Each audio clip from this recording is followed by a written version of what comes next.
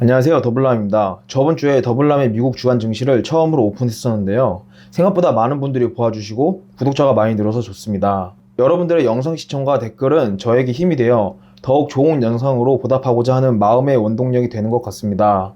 항상 시청해주시고 좋아요 눌러주셔서 감사드리며 오늘도 구독과 좋아요 부탁드리겠습니다. 감사합니다. 자, 그럼 이번 주 10분 미국 주간 증시를 빠르게 시작해보도록 하겠습니다.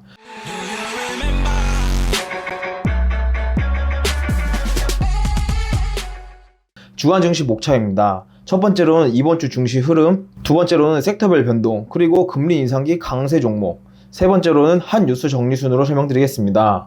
글로벌 아웃룩을 살펴보면 이번 주는 저번 주 대비해서 미국, 러시아를 제외하고 전반적으로 소폭 상승하는 흐름입니다.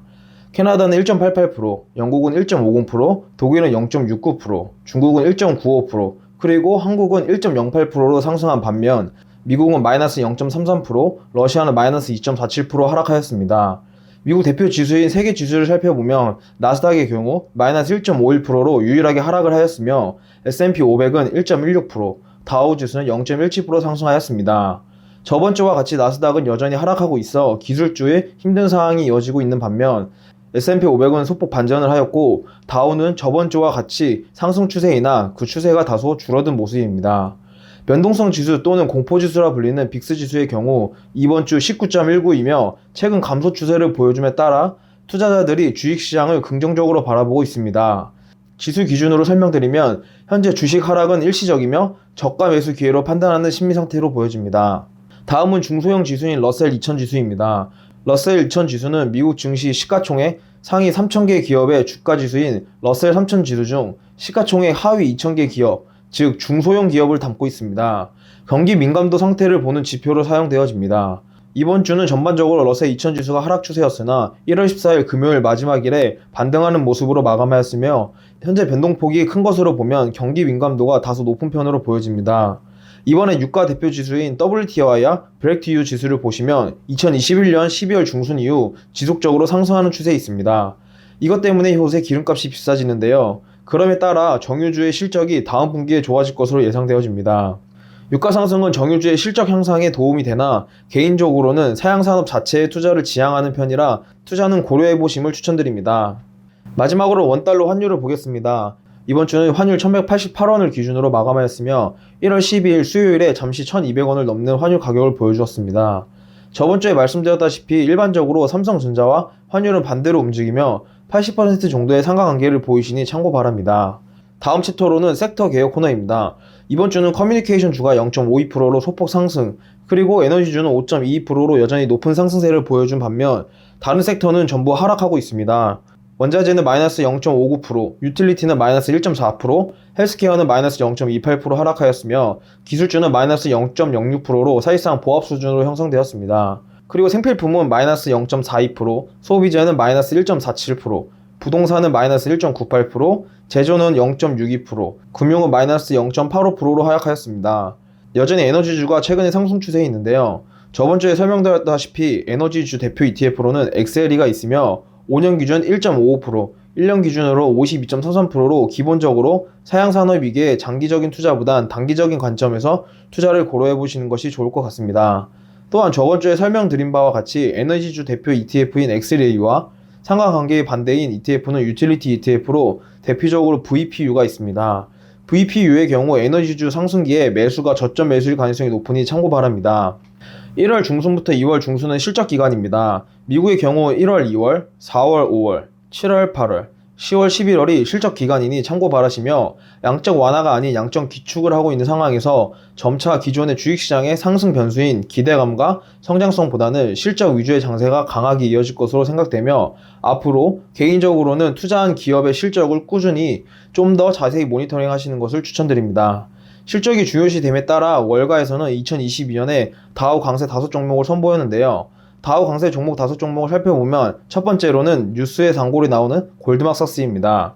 티커 명으로는 GS이며 2016년 금리 인상기에 수익률이 42.8%로 매우 높은 수익률을 선보인 기업입니다. 현재 배당률은 1.98%로 주당 8달러의 배당금을 지불하고 있습니다. 두 번째로는 JP모건입니다. 골드만삭스와 쌍두마차를 이루고 있는 기업입니다. 금융업이 메인이며 2016년 금리 인상기에 27.4%의 상승률을 보여주었습니다.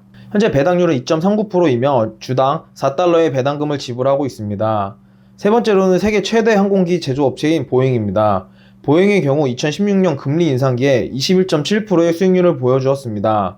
현재 코로나로 인하여 배당금을 지불하고 있지 않습니다.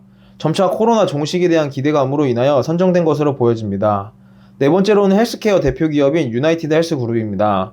개인적으로 매우 좋아하는 종목인데요. 2016년 금리 인상 시기에 19.9% 성과를 보여줬으며 주가 기준으로는 유일하게 5종목 중 현재 하락하고 있는 기업입니다. 현재 배당률은 1.24%이며 주당 5.8달러의 배당금을 지불하고 있습니다. 마지막으로 세계 최대 건설, 광산 장비 업체인 캐터필러입니다. 미국 바이든 대통령이 미국 기반시설, 다시 말하면 1조 달러의 인프라 법안을 통과시킴에 따라 가장 큰 수혜주로 선택되었습니다. 금리 인상 시기에는 19.7%의 성과를 보여주었으며 현재 배당률은 2.02%, 주당 배당금 4.44달러를 지불하고 있습니다. 5종목을 살펴보니 순전히 금리 인상으로 인한 수혜주는 금융업 관련 기업으로만 보여집니다. 다음으로는 한 뉴스 정리 코너입니다. 이번 주 주식시장은 단 하나의 포인트로 정리가 될 것 같습니다. FOMC의 발언에 따라 등락이 오가는 시장이었는데요. 이번 주에는 연준 의장인 파월이 양적 긴축이 예상보다 늦은 올해 말 시행 가능성 언급함에 따라서 나스닥이 상승하였으나 다음날 연준의 부의장으로 지명된 브레이너드, 사실상 연준의 부의장으로 보시면 되는 인물이 인플레이션에 대한 우려로 금리 인상 발언을 암시함에 따라서 나스닥은 하락으로 이번 주를 마감하였습니다. 그림에서 보시다시피 이번 주는 연준 의장 파월과 연준 부의장인 브레이너드의 발언에 의하여 시장의 상승과 하락이 반복되는 한 주였습니다. 이번 주에 메인 화두이자 유일한 화두인 금리 인상 여부에 대한 이야기를 좀 더 깊게 해보겠습니다. 금리 인상 시기를 두고 세계에는 크게 3가지 지표를 중점적으로 모니터링하고 있습니다. 생산자 물가 지수인 PPI, 소비자 물가 지수인 CPI, 그리고 신규 실업수당 청구 건수입니다. 이 3가지 지표가 인플레이션과 매우 밀접한 관계가 있는데요. 자세히 설명드리면 PPI는 Production Price Index의 약자로 한국말로는 생산자 물가 지수입니다. 생산자가 내수시장에 공급하는 상품 및 서비스의 가격의 변동을 종합한 지수이며 도매 수준에서의 가격 변화 지표입니다. PPI 지수는 CPI 지수의 2에서 3개월간의 선행지수임을 참고하시기 바랍니다. 1월 PPI 지수를 보시면 전월 대비 0.2%로 상승하였는데요. 예상치 0.4%보다 낮은 수치가 발표되었습니다. 이는 매우 고무적인 이야기인데요. 2017년부터 2022년까지 전월 대비 PPI 지수를 보면 평균적으로 0.28%의 전월 대비 상승률을 보여주고 있습니다. 이번에는 0.2%가 나왔다는 의미는 사실상 PPI 지수가 역사적 안정권에 들어갔다는 것을 의미합니다. 월 기준으로 생산자 물가지수가 0.2%가 유지가 된다면 연 기준으로는 약 2.4% 정도가 되는데요. 이 의미는 역대 인플레이션 수치인 안정권으로 판단하는 기준인 2.0에서 2.5%의 수준으로 형성된다는 것을 의미하게 됩니다.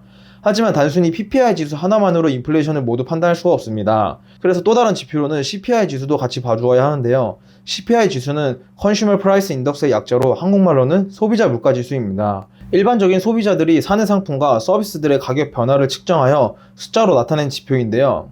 다시 말하면 소비자들이 상품과 서비스를 구입하는 비용을 토대로 측정된 지수입니다. CPI의 경우 예상치인 0.4% 대비 0.5%로 0.1포인트 높은 정도로 예상치에 크게 벗어나지 않은 수치입니다. 여기서 가장 중요한 것은 PPY와 CPI의 스프레드, 즉 변동치의 차이를 비교하는 것이 중요한데요. 다음 표는 2016년부터 2022년까지 CPI와 PPI의 스프레드 그래프입니다. 지표의 산출식은 CPI와 PPI의 차이를 그래프로 도식화한 것인데요. 이걸 해석하는 의미는 크게 2가지로 나누어집니다. CPI 빼기 PPI 값이 플러스권에 있을 때와 CPI 값 빼기 PPI 값이 마이너스권에 있을 때로 나눠집니다. 쉽게 설명드리기 위해 비율을 통해서 설명하자면 소비자 물가지수인 CPI는 빵, 생산자 물가지수인 PPI는 밀가루로 본다면 빵의 상승률이 밀가루 상승률보다 높은 상황으로, 다시 말하면 CPI, PPI 스프레드 값이 플러스권에 있을 때를 의미합니다. 물건의 수요가 증가하면서 가격이 올라가는 현상으로 경제용어로는 수요가 견인하는 인플레이션이라고 이야기합니다. 일반적으로 저희가 항상 원하는 인플레이션이 수요 견인 인플레이션인데요. 일반적인 공급망이나 원자재 가격 상승으로 인한 인플레이션이 아닌 수요로 인한 인플레이션은 경제활동의 선순환을 만들며 경제 호황을 이끌어주기에 이상적이면서 저희가 원하는 인플레이션으로 분류됩니다. 반면 생산자 물가지수인 밀가루가 소비자 물가지수인 빵보다 상승률이 높을 경우 CPI, PPI 스프레드 값이 마이너스 건일 때의 의미는 원자재 가격 상승에 따라 물건의 가격이 올라가거나 일시적으로 공급 부족으로 인한 가격이 급등하는 경우이며 경제 용어로는 비용이 견인하는 인플레이션입니다. 이것은 저희 경제시장에서 매우 경계하는 인플레이션인데요. 원자재가 상승하고 수요가 약간의 시간차를 두고 그에 상응하게 상승하면 괜찮으나 원자재가 상승하는데 수요가 전혀 상승하지 않고 보합 또는 퇴보한다면 그것은 바로 스태그플레이션을 발생시키게 됩니다. 스태그플레이션은 경기 침체에도 불구하고 물가가 오히려 오르는 현상을 말하는데요. 스태그플레이션은 결론적으로 저성장, 고물가 상태를 이야기합니다. 공부는 여기까지 하고 실질적인 분석을 해보면 2021년 2분기, 3분기에 공급망 부족으로 인하여 스프레드가 마이너스권이 있었으나 최근 공급망 부족이 해결됨에 따라서 비용 인플레이션이 아닌 현재 이상적인 수요 인플레이션으로 진입하는 것으로 보여집니다. 정말 수요가 견인하는지 살펴보시면 각종 소비자 지출 활동 지표를 보면 코로나 이후 지속적으로 상승 곡선을 그리고 있습니다. 대표적으로 푸드 서비스와 음료 부분의 그래프를 보시면 최근 지출이 살아나는, 즉 수요가 살아나는 수요 견인 인플레이션으로 보여지며 11월 말경에 공급망 부족은 일시적인 것으로 보여집니다. 마지막으로 미국 신규 실업수당 청구 건수를 살펴보면 예상치가 20만 명이었으나 실제 발표가 23만 명으로 3만 명 정도 증가한 것으로 보여지나 코로나 이전 시대가 21만 명 수준인 것을 감안하면 사실상 실업수당 청구 건수가 그렇게 높다고 보여지진 않습니다. 사실 여기에 숨겨진 이야기가 있는데요. 일반적으로 자산 급등 시기에는 근로소득에 대한 필요성이 떨어짐에 따라 자체 은퇴자 수요가 많이 발생하게 됩니다. 이러한 노이즈는 시간이 지남에 따라서 경제가 안정권에 들어서면 사라지니 현재 3만 명 정도는 부정적으로 보실 필요가 없습니다. 참고로 자산을 가지고 있어도 은퇴를 하게 되면 실업수당 청구는 가능하니 참고 바랍니다. 이번 주는 연준 의장인 파월과 사실상 부의장인 브레이너드의 발언에 의해 움직이는 시장이었습니다. 금리 인상이 주목되는 시기에 이분들의 발언에 따라서 시장의 변동성은 따라갈 것으로 보여지며 1월 25, 26일인 FOMC를 기준으로 다음 FOMC 날짜인 3월까지 암흑기를 걸을지 아니면 다시 호황기를 걸을지가 결정될 것 같습니다. 이번 주도 고생 많으셨고 저는 다음 주에 다시 찾아뵙도록 하겠습니다. 이상 더블람이었습니다. 감사합니다.